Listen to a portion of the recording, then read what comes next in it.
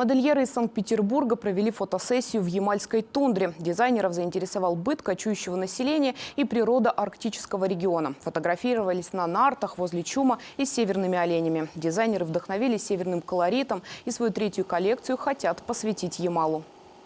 Мы делали год назад парку, и я смотрела, что здесь как бы популярны вот эти вот оленьи шкуры под такую ткань. Ну, собственно, по сути, это парка, только местная.